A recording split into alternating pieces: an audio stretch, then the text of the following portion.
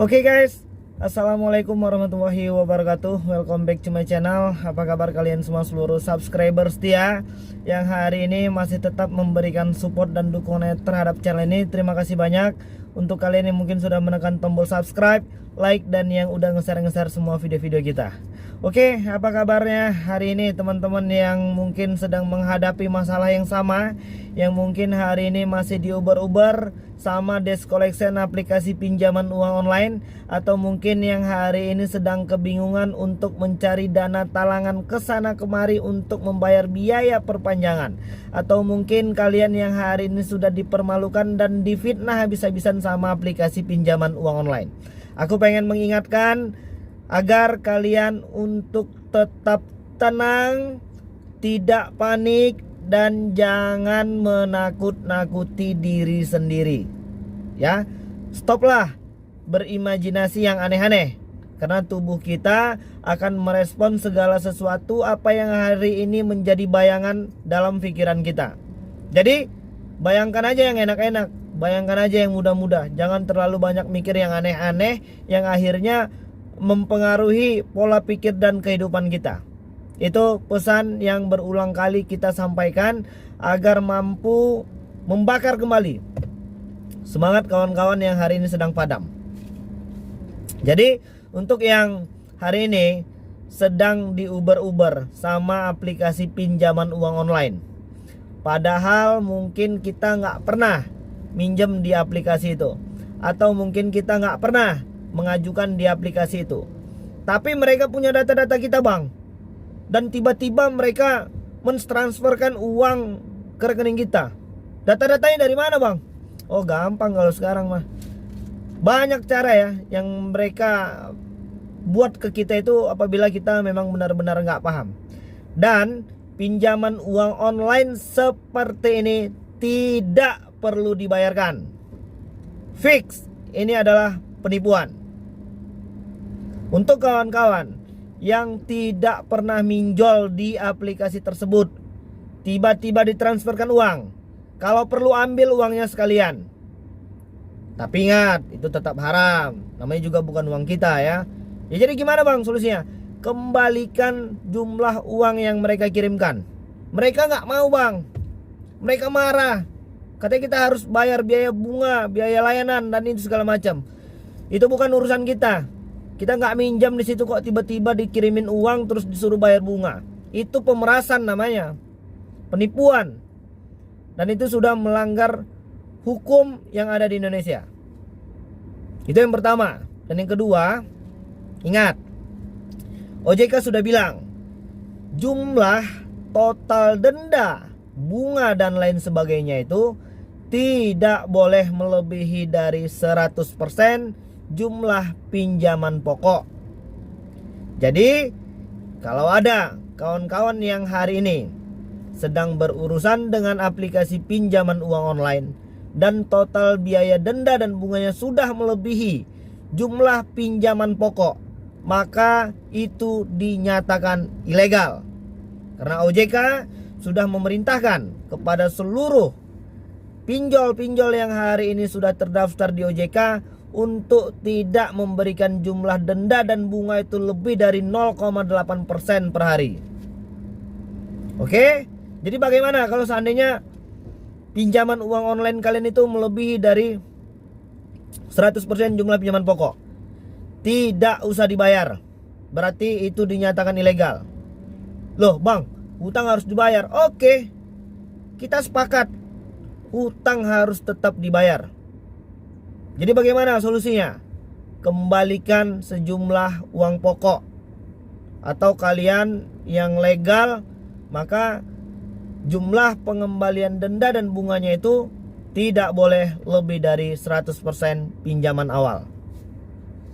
Oke? Terus bagaimana bang? Kalau seandainya kita minjol di ilegal, dan hari ini mereka sudah meneror, mengintimidasi, dan melakukan penyebaran data tanpa seizin si pemilik data.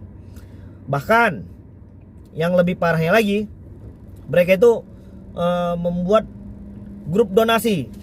Ya, itu masih mending lah kalau grup donasi. Mereka itu mengedit foto kita dengan caption atau keterangan foto yang kurang ajar. Mereka itu mengatakan kita mau open BO ya, begitu ya. Yaudah, itu sudah pasti ilegal. Yang ilegal itu tujuannya cuma satu.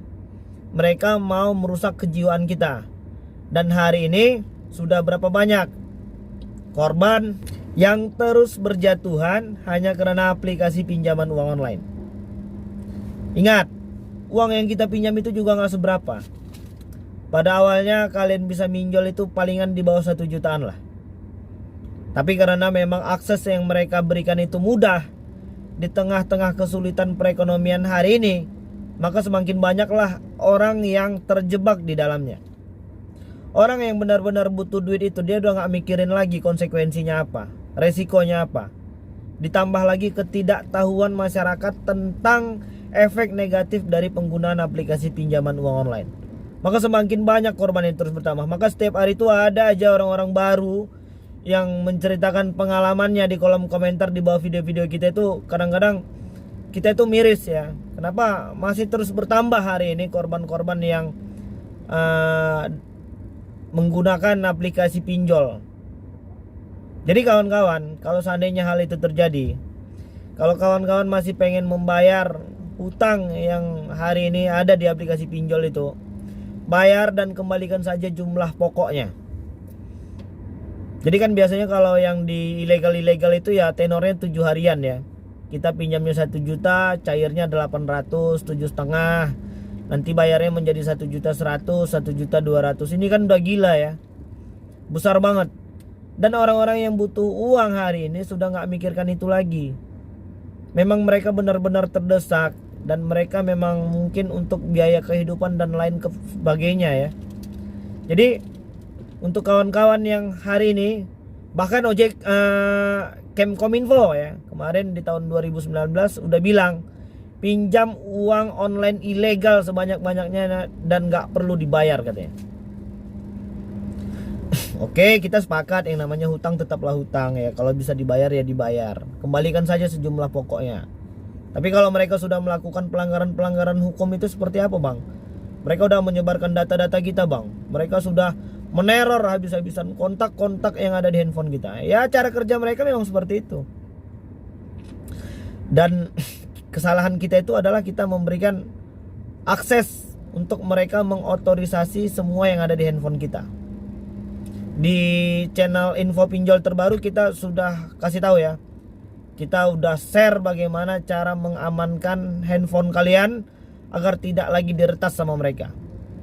Jadi bang, ada nggak jasa online untuk menghapus data? Nggak bisa. Data-data kita itu udah ada pada mereka dari awal kita melakukan pengajuan dan mengizinkan mereka mengotorisasi handphone kita guys. Jadi percuma mau dibayar mau sama siapa juga nggak bisa. Terkecuali ada kejadian alam yang menghancurkan kantor dan server mereka, mungkin bisa lah ya. Oke, jadi kalau yang seperti itu, yang tidak meminjam tapi dikirimin uang, yang tidak ada mendapatkan uang tapi mendapatkan teror, gak perlu dibayar dan gak perlu takut ya. Kalau mereka masih ngotot, suruh mereka mengirimkan salah satu bukti transfer uang ke rekening kita. Untuk yang tidak menerima uang, banyak juga korban-korbannya yang seperti itu. Oke kawan-kawan, jadi harus bisa tetap semangat dan terus berpikir positif. Jadi mungkin itu dulu yang bisa kita sampaikan, dan mudah-mudahan video ini bermanfaat. Assalamualaikum warahmatullahi wabarakatuh.